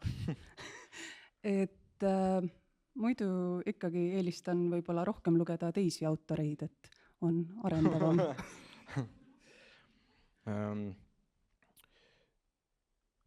No selle tähelepanelik kuulaja on ilmselt teab, et selle luulekogu keskne kujund võiks olla aprill. Ja luulekogus on ka tekst tegelikult aprill, mis mulle tundub on minu hinnangul selle luulekogu üks keskne element, aga kuidas, et sel hetkel, kui sul selle luulekogu pealkiri sai paika aprill, kas see oli alguses, see ikka välja mõelda selle loo, et kas see oli alguses või keskpaigas ja kui see tekkis see kontseptsioon, selle aprilli mõte iseenesest see kujund, et kas siis sinna ümber hakkasid veel tekkima uusi tekste, mis mõnes mõttes vastasid sellele aprillile? Jah, selles mõttes, et enne, kui sa küsisid Ristelt pealkirja kohta, siis ma hakkasin ka mõtlema, et võib-olla tuleb mingi selline küsimus. Et ühesõnaga, sellel raamatul oli pikka aega töö pealkiri, mida ma lihtsalt enam ei mäleta. Et see aprill tuli üsna viimasel hetkel. Aga see samanimeline tekst tõepoolest saigi sellesse raamatusse kirjutatud sellepärast, et nüüd oli pealkiri aprill ja seal sees oleks pidanud olema ka mingi tekst, mis sellele viitab. Tekst tuli tegelikult justkui hiljem, mõnes mõttes hiljem. No selles mõttes jah, et kuna see kogu oli üsna suures muutumises kuni viimase võimaliku hetkeni ja ma võtsin sealt lihtsalt välja paar väga mahukat teksti, mis osutusid nagu mõnikord öeldakse, et tellinguteks või et sa vajad neid, kuni sa kirjutad ja siis korraga ta on oma ülesande täitnud. Aga kuna seal üks motiiv oli aprilliga seotud ja siis ma ei tahtnud sellest loobuda ja nii see läks. Kas sa loeksid ühe teksti luulekogust aprill? Äkki ma loengi siis selle sama aprilli vaata. Muidugi. Aga ma natuke lehitsen, sest ma ei tea, kus see... Näe, ongi. Ja selle pealkiri on tegelikult aprill, ma praegu avastasin. Olen saanud aru, et tegelikult tohib lubada endale tagasihoidlikke unistusi. Tohib unistada vaid ühest vabast kolmapäevast kuus, väga põgusast armumisest, 6% palgatõusust, hommikusest keedumunast. Tohib unistada aprillist. Mis sest, et pea kõikjalt mõista antakse, et end tõeliselt väärtustav isend ei peaks neil päevil leppima vähemaga, kui lõputu juuli ja eritellimusel vermitud saatus, ei tahaks mina siiski oma närvisüsteemi üle koormata. Ja eelistan unistada aprillist. Tasasest, kuid kindlast avanemisest, suure õitsengu eelmängust. Võimalusest istuda tagaaias, päikeselaigus, pool tundi särgi väel ja kindlalt teada, et kohe-kohe läheb eluks. Aitäh, aplaus!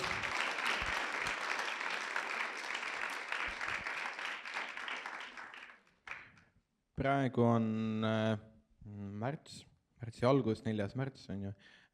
Samal ajal alates eilsest või isegi üleeilsest on niisugune, mõnes mõttes on niisugune tunne, et aprill on kohal. Kas sul on tunne, et kas on kevad on tulnud, et jääda? Vot nüüd ma jään kohe vahele selles mõttes, et võiks ju nagu lubada endale neid väikseid unistusi, aga minu meelest see pole ikka nagu piisav, et olla aprill. Okei. Ja no öelda see sama luulekogu motiiv, see, et vahel on tunne, et on ainult jaanuar, veebruar, märts ja millal siis see aprill tuleb ja kas sa lubad endale selle aprilli või kas see unistus on aprill, et kas see võiks nii-öelda, kas see ma tulen tagasi. Aga ma muidu, jah. Ah.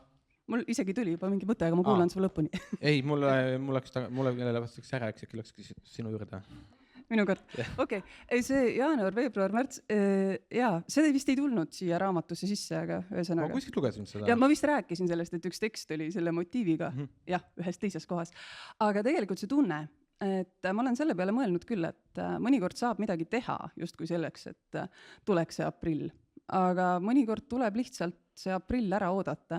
Ja ma arvan, et need aastad, millest sündis see raamat, tegid mind selles mõttes nagu heas mõttes elusuhtes alandlikuks, et mõnikord ei saagi ise väga midagi teha.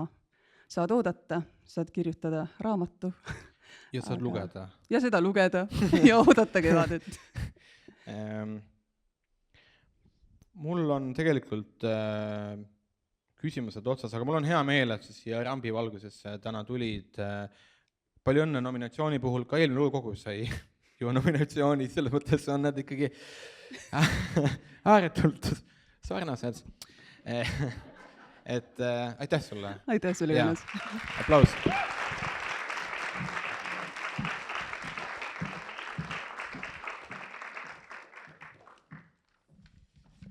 Ja me jõuame eelviimase nominendini, kelleks on ei keegi muu kui Doris Kareva. Teeme ühe aplausi.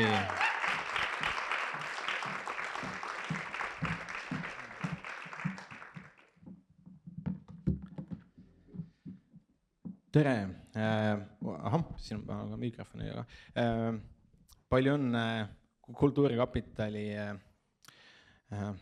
kirjanduse kapitali nominatsiooni puhul. Võib-olla ma tegelikult alustuseks ikkagi paluksin, et sa loeksid mõne luuletuse palve või teksti siit raamatust.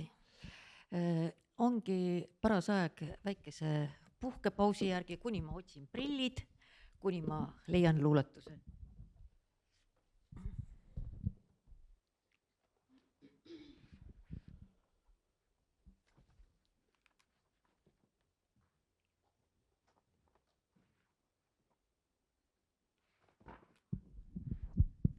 Tänuka pühale Augustinusele. Jumal, tee vooruslikuks mu teod, karskeks mu mõtted, puhtaks mu meel, aga mitte veel, mitte veel. Aitäh!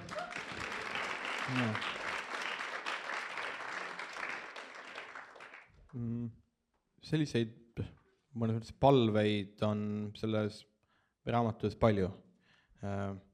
Ja siin siin on publikus 2 inimest, kes tegelikult ei ole seda luulekogu lugenud.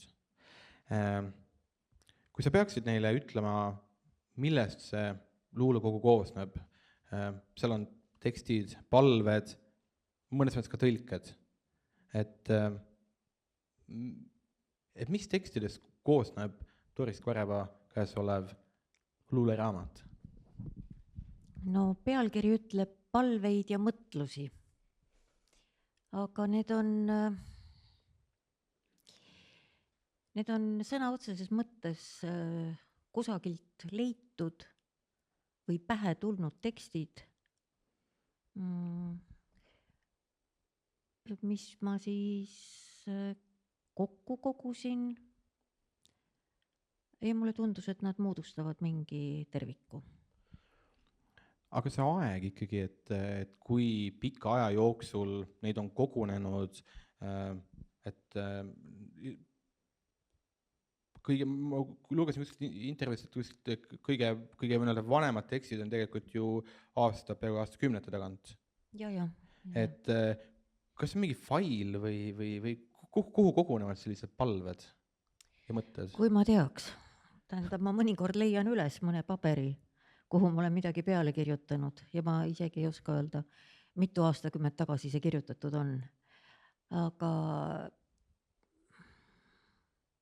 ma arvan mingi paar 30 aastat on need kuidagi kogunenud ja erinevatel põhjustel on nad kirja pandud.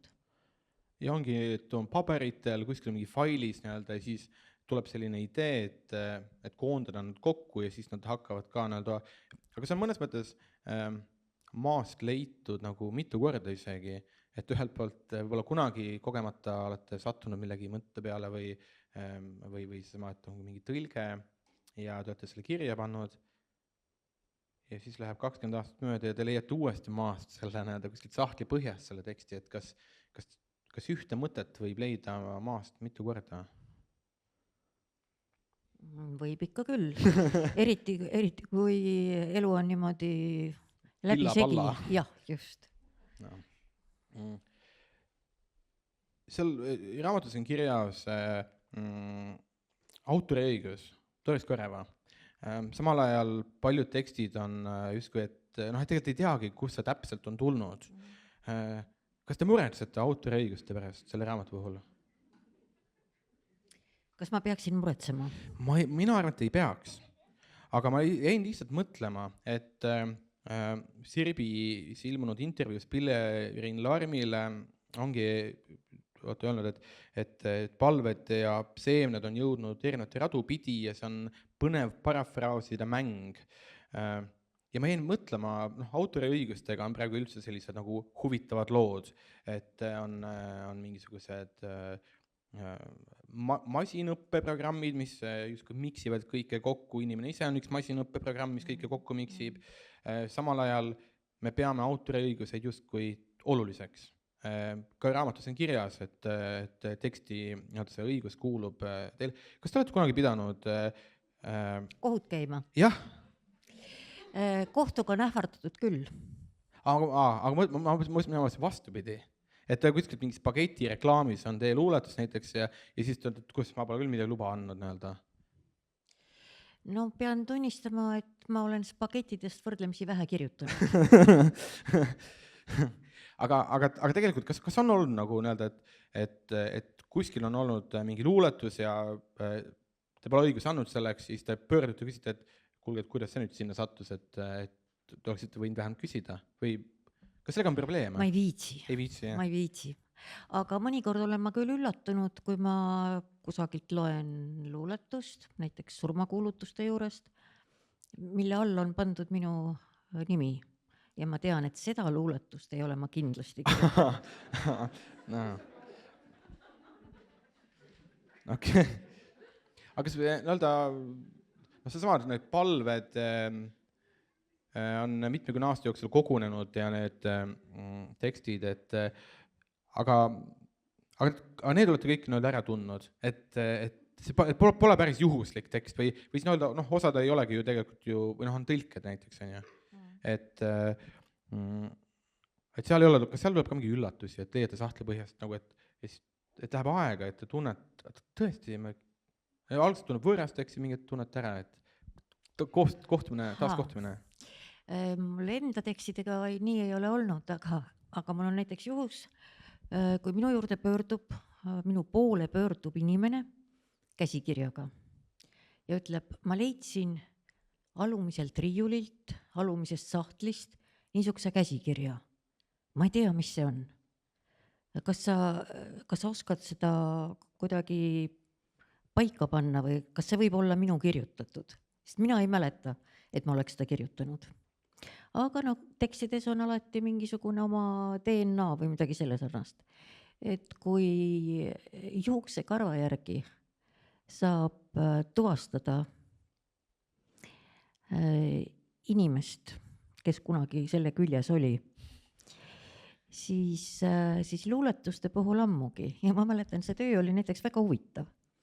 Et ma vaatasin selle teksti läbi, see oli romaan. See oli romaan, mille autor ei mäletanud, et ta oleks selle kirjutanud. Ja ta ei teadnud, mis ajast see pärit on. Aga väikeste vihjete kaudu sai siiski selgeks, et ta oli selle autor.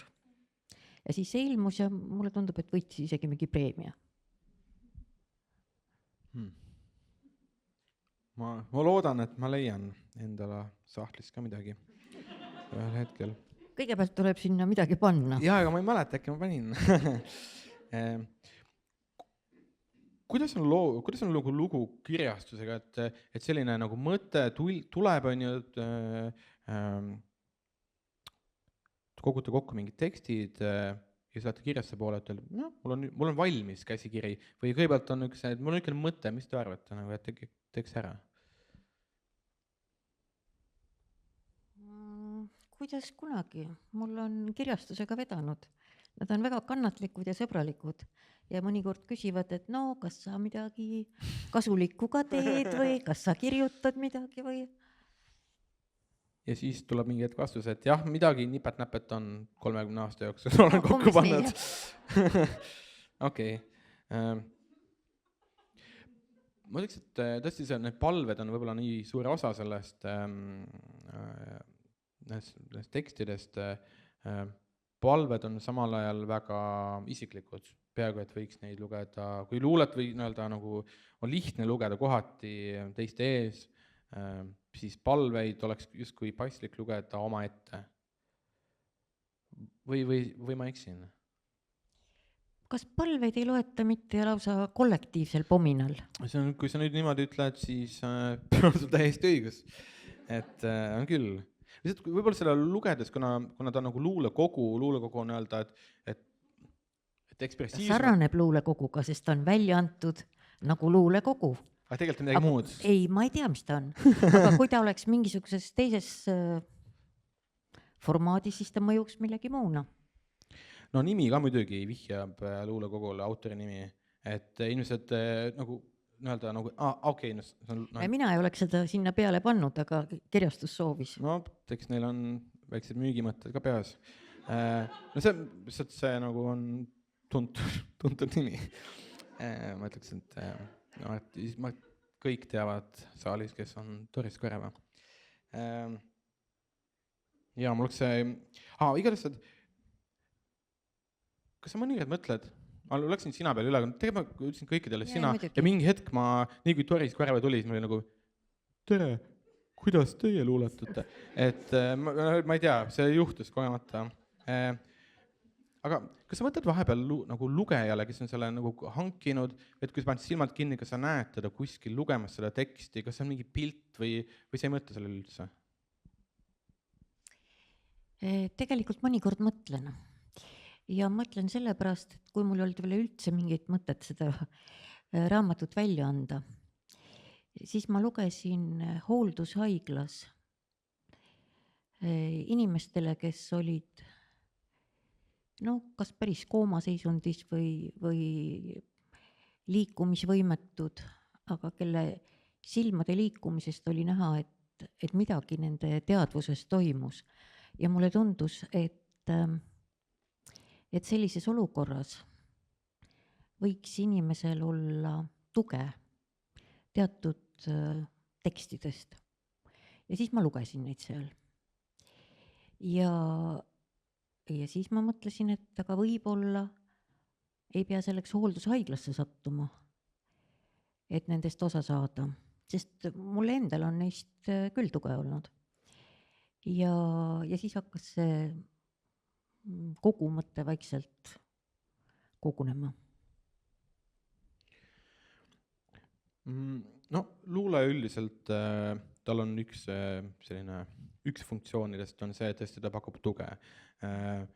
Ma ise olen kunagi õppinud pähe luuletusi, siis nagu selleks, et mingid mõtteid eemal hoida, siis loed ühte teksti nii kaua, kuni jaksad.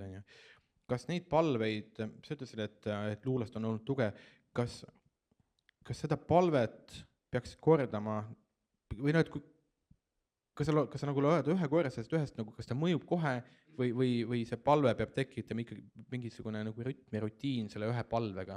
Kas sa tegeled ühe palvega pikemalt, kui et ma loen läbi, siis see mõjub? Ma arvan, et seal on täiesti erinevad moodused. Üks asi on mantrate laulmine. Siis näiteks ma olen ise kasutanud, kui kunagi toimus operatsioon tuimastuseta, sest midagi oli puudu. Ja selleks, et olukorraga toime tulla, siis ma lugesin endale kogu aeg luuletusi. Ja ma teen seda siiamaani aeg-ajalt hambaarsti juures. Et see pole isegi tähtis, mis tekst see on, aga see on miski, mis võtab tähelepanu täiesti fookusse ja see rütmiline lugemine aitab mõnes mõttes juhtida tähelepanu füüsiliselt valult kõrvale. Nii et igasuguseid veidraid teraapiavorme on olemas.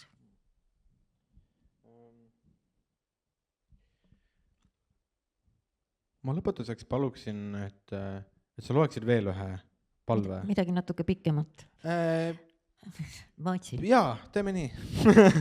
Oleme kokku leppinud.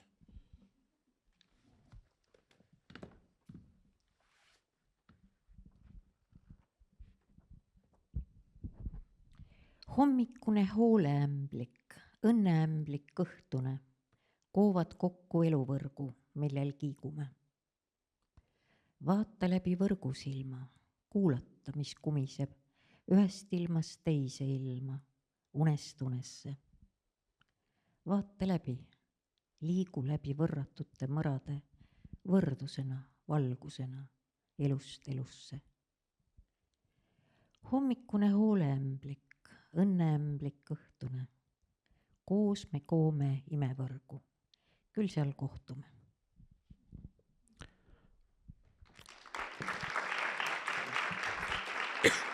Aitäh, et sa tulid.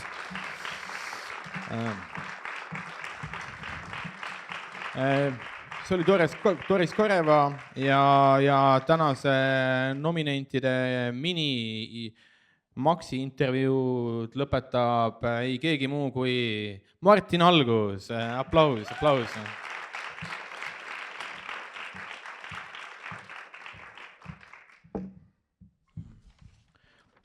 Ja, tere Martin. Tere. No. Jõuamegi lõpuks algusesse. Selle nalja ütles mul eile Karoliina Pihelgas mõide, et see päris hea nali oli ja siis ma ütlesin, et ma võtan talt selle ja samal ajal ma ütlen selle nime välja. Võib-olla alguseks, kuna kõik ei ole lugenud su luulekogu, loe üks tekst oma luulekogust. Luulekogu on siis Martin Algus, Elektro, kirjastus Point.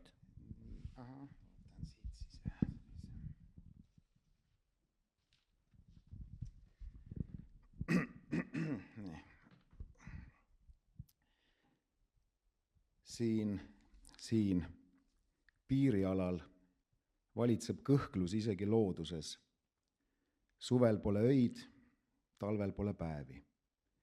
Õitsemisaeg on üürike paus pikas närbumises. Kahtlus avardab mänguruumi, kui kõik võib tähendada midagi muud. Pimedas ja niiskes saad valmistuda eluks nahkhiirena. Ilmakaared tähistavad korraga teekonna algust ja lõppu. Ilmakaared on keeled, müürid, vesi ja raud. Kevad paneb selga sügise rüü ja sügis näib eelistavat loodusteadusele segast fiskaalõigust. Mul olid suusad, mul oli sulgpallireket, põlgasin pekitükkidega vorsti, nõudsin selgust. Aga nüüd on kõhklus osa minust. See loendab mu selgroo lülisid ja raputab aeglaselt pead. Jälgib mind naermas. Oled sa üksi? Jaheda suve küljest rebenenud laigud, novembrikuu must vihm, soojus mõnes hoones, mõnes kehas. See on kodu, nahk, maailm. Kas tahaksin olla enesekindlam, nagu ollakse läänes, loomulikum, nagu lõunas? Kas saaksin olla adekvaatsem, nagu ei tea kus? Sa näitad mulle šamaani, kes soovitab kuulata tühjust. Nõnda kaob vajadus üldse midagi olla. Tühjus. Kustumine vaevu kuuldavasse huugamisse. Olen ava, millest jooksevad läbi ilmakaared, õhk, helid. Seal kompavad enda piirjooni, vaikusest jahmunud meeled. Aitäh!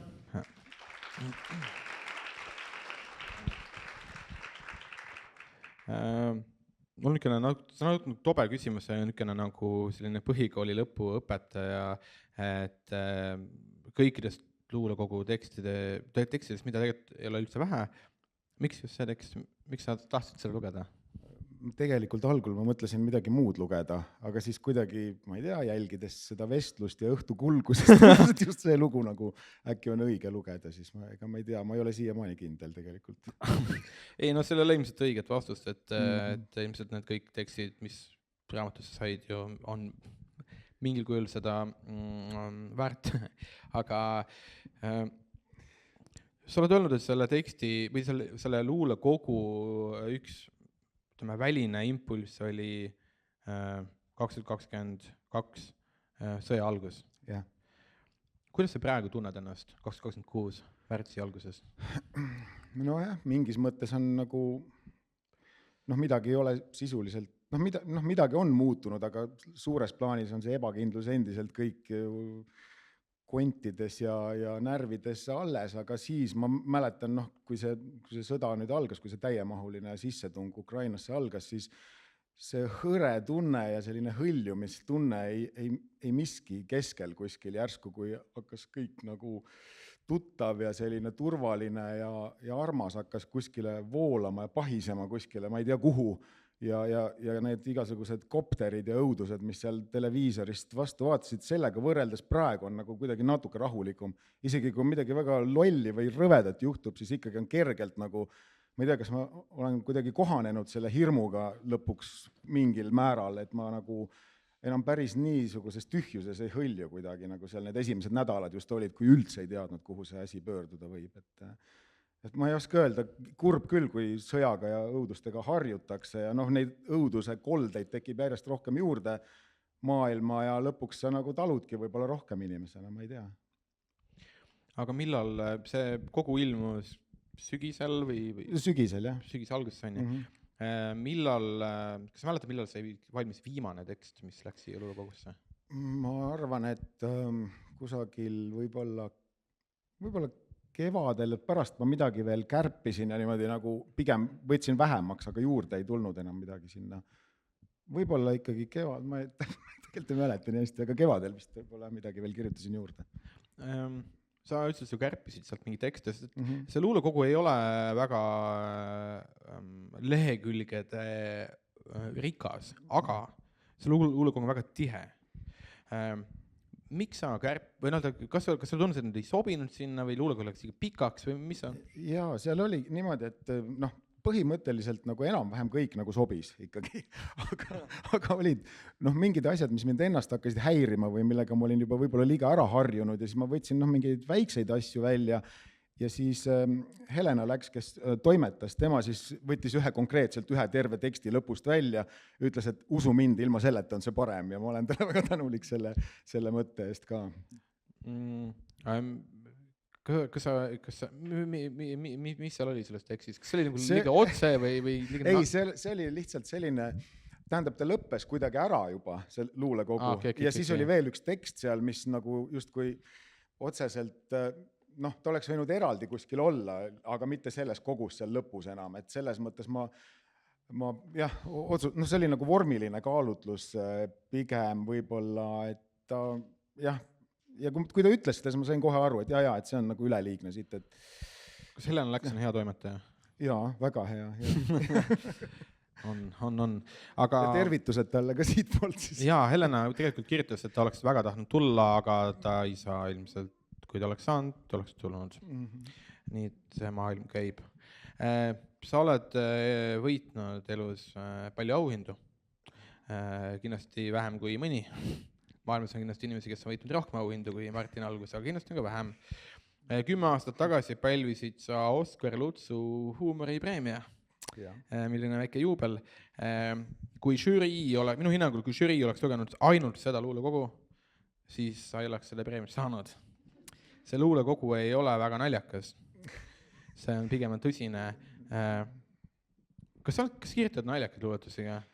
Mul ongi selle naljaga on selline asi, et ma olen pidanud seda tegema, just miks ma ka selle Lutsu preemia sain, et ma kui kunagi sai tehtud telesarjadele stsenaariumi, siis põhiliselt ikkagi, kui midagi sinna üldse tasus pakkuda vahepeal, siis oli see, et kui nalja ei saanud, siis polnud mõtet sealt uksest sisse minna üldse, et siis saadeti sama targalt välja ja mõned korrad on õnnestunud ka tõsisemaid asju teha, et tõesti pakub naudingut, ütleme siis selles žanris midagi tõsisemat teha, aga kõik muu, mida ma üritan ise kirjutada või kui mul on vabadus mitte nalja teha, siis ma üritan mitte teha, et selles mõttes ka näidendid ja üldse kõik, mida ma ise tegelikult teha tahan seal, võib küll esineda huumorit, aga see ei ole nüüd sellepärast kirjutatud, et saaks nagu kõhuda ja naerda lihtsalt. Sest et ütleme, stsenaristina ei ole su nimi ju tundmatu Eesti inimestele, aga ma väidan, et need inimesed, kes siin Eestis luulet loevad, nad ongi täna siin kõik koos. Et kui need väljaspool seda maja lugevatele inimestele lugeda mõnda teksti ilma nimeta ja öelda, küsida, kes see on, siis nagu sinu nimeni nad jõuaksid viimases järjekorras, et keegi oskaks pakkuda, et Martin Alguse luuletus, et kes ei ole lugenud, soovitan väga lugeda.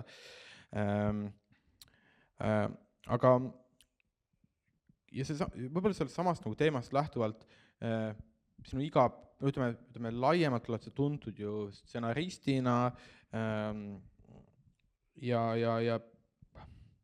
ma see sõna on mainstream, see on nagu justkui niisugune nagu imelik sõna, aga tegelikult see on nagu ütleme filmis, stsenaariumite puhul, seriaalide puhul, seesama edu on oluline, see film peab saama vaatajaid, seriaal peab saama vaatajaid, sellel on mingi eesmärk, nagu selle hinnatakse kuidagi, luulekogu puhul ostetakse 20 tükki, midagi ei juhtu. Avaldad 5 aasta pärast luulekogu, 25 tükki ostetakse, ikka midagi ei juhtu. Ja tegelikult see on nagu okei. Filmide puhul, seriaalide puhul on justkui midagi mängus. Nojah, seal on mingi ootus ja ma ei tea, kanal tahab, et inimesed ikkagi vaataksid, tulevad töölt väsinult ja siis tahaks, et mingit nalja ikka võiks saada seal või midagi põnevat siis või vastavalt sellele.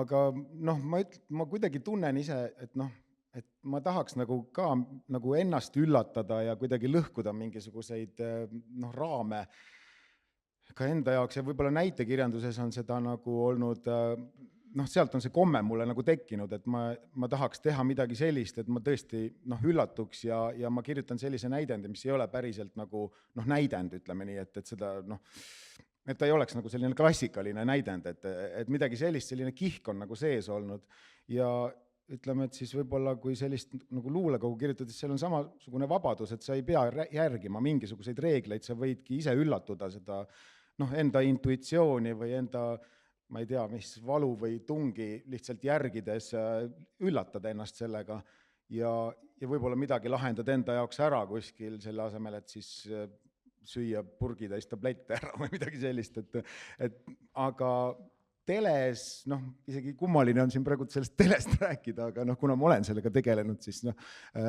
seda võib ju mainida ka, et seal ka mõne üksiku projektiga ma olen saanud enda jaoks vähemalt mingisuguseid piire nihutada või natuke midagi üllatavat ikkagi luua, et mingi see kihk on sees, aga ma ei saa seal seda kuidagi lahendada niimoodi nagu ütleme siis proosas või siis luules või draamas. Sest huvitav, et see tele tuleb sisse hetkel, ma eile sattusin rääkima Kanal 2 saate õhtu siis juhtidega Jüri ja Robert, kes keegi mainis mingi taga selle õhtu saates mingi luulet ka on ja siis mingi, oi luule, oi, ei luulet, seda ei taha üldse nagu, et see üldse keegi ei taha seda kuulatagi. Ja no lõpuks jõutakse ikka selleni, et miks? Sellepärast, et ma ei saa sellest aru. Aga teles või inimesed tahavad mõista, tahavad aru saada, seriaalide puhul ka, filmide puhul, nagu et okei, mis see siis on, mida ma nägin praegu. Samas, kui lugeda see luulekogu, ma ei ütleks, et ta astuks lugejale väga lähedale. Paljud asjad jäävad varjatuks, sa võid lugeda ühte teksti 5 korda ja vaikselt hakkab see mõistatus alles lahenema.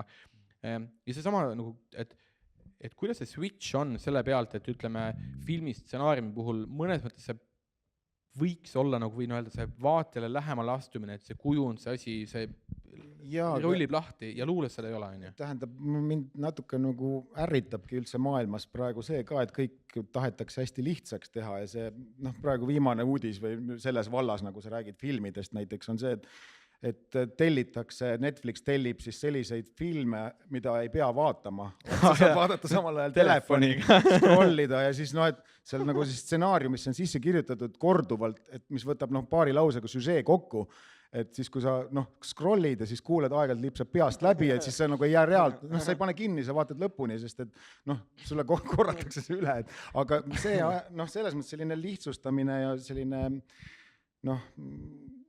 kogu see lihtsameelsus ja selline valus klounaad, mis toimub väga kõrgel tasandil kohati ja see kõik võib-olla ärgitabki võib-olla natuke mingid krüptilisemat või sellist keerulisemat teed valima kohati, et selles mõttes küll, jah, ma olen sinuga nõus, et sinna kuidagi vastukaaluks teed meelega seda nii-öelda? Ei, ma otseselt ma ei oska öelda, kas ma meelega teen, et see on jällegi selline mingi vaistu küsimus, et kui ma midagi kirjutan, siis ma järgin mingisugust justkui tunnetust või mingit otsin mõtet või mingit ma ei ütle, et ma mõtlesin selle peale nüüd, et ma tahaks midagi, see lihtsalt niimoodi ta välja kukkus lõpuks, et selles mõttes, aga ma praegu, kui sa küsisid, siis ma sain aru, et mind tegelikult ärritab see tohutu lihtsustamine, mis maailmas toimub, inimesed muutuvad järjest lollimaks, keegi lõpuks ei loegi midagi, keegi ei oota mitte midagi. Meil on vaja lihtsalt vaatad korraga 4 ekraani ja lõpuks jääd magama sinna ette lihtsalt. Meil on vaja luulekogu, mida saab lugeda telefonist scrollimise kõrval lihtsalt. See on hea müügi kindlasti. Ja midagi sellist, jah. Kuskilt jäi siia kõrva, et sa käid aeg-ajalt koolides rääkimas. Kas sa koolides loed luuletusi ka? Ma tavaliselt on niimoodi, et seal ma tekste ette ei loe, et kutsutakse lihtsalt oma elust rääkima, aga mida ma seal teen, on küll see, et ma väga manitsen noori, et lugege raamatuid, et seda ei ole võimalik millegi muuga asendada, et kui teie loete praegu, siis te olete edukamad hiljem ja proovin neile kuidagi müüa seda lugemise ideed, sest ma tunnen ise, et neil noortel praegu on palju keerulisem ongi raamatutega aega veeta kui minul omal ajal, kus see oligi tegelikult ainukene võib-olla siis meelelahutusvorm ka, eks ole. Ja, ma arvan, et see ei ole halb mõte neid mitte lugeda koolis. Lihtsalt see rõõtu, et mulle tundub, et ta on küpsemale lugejale. Et tegelikult ta kõik need viited, et ta on selles mõttes ta on väga tihe ja väga väga... No koolis ma räägin seda, et ma olen Siimustist tulnud ja väiksena mulle ei meeldinud loodus, aga suurena meeldib. Või midagi sellist. Et vaadake ringi, et see kõik hakkab teile veel meeldima. Kuulake mind. Uskuge mind, jah. Sealt, kus me seda lugu täna selle intervjuud alustasime, see sama sõjateema, tulevik, perspektiiv, lühiajaline, õudne tulevik, pikaajaline, veel õudsem tulevik. Iidsetel aegadel sa oled teinud reklaamitööd ja 2005. aastal nimelt 21 aastat tagasi sa võitsid oma esimese kuldmuna no Rõiva brändi 5 Season portreest, kus visuaalis oli täielikult lume alla mattunud vana linn, kus ainult 2 kirikutorni paistsid ja sloganiks oli hüüumärgiga lause jääaeg tuleb. see oligi minu panus ilmselt, sest ma olin ju copywriter, aga seal no see on täiesti teenimatu see kuldmuna, sest selle tegi ilmselt Ahto Aaremäe, kes oli minu nagu mentor ja niisama seal töökaaslane ja kujundaja või tähendab, tema mõtles neid asju välja. Aga see oli kindlasti minu looming, ma tunnen. Et lihtsalt sa näed, et täna selle 2026. aastal ilmselt selle plakatit ei saaks panna välja jääaeg tuleb, et lihtsalt nii mitmel tasandil. Aga mis, jah? Ei, ma tahtsin öelda, et see oli väga põnev ja õpetlik periood mul elus, kui ma töötasin turunduses, et siis ma saingi nagu päris maailmaga kokku, lõpuks tulin teatrist, ma läksin ju koolist, tähendab siis kooliteatrisse, siis läksin teatrikooli, siis olin teatris ja lõpuks ma nägin projektijuhti esimest korda elus, siis ma sain aru, et vot see on nagu päris, nüüd on midagi tõelist, et selles mõttes... Midagi tõelist, tõepoolest. Jah, et see oli mulle hädavajalik kogemus, kuidagi kujunes nii, aga ma olen aru saanud, et see oli hädavajalik. Aitäh, et sa tulid, palju õnne nominatsiooni puhul, palju õnne, et seda ma ei oleks tahtnud öelda. Et palju õnne nominatsiooni puhul. Ma arvan, et siis emakeelepäeval selgub, kes võidab, mina seda ei tea. Ja aplaus Martin algust. Aitäh.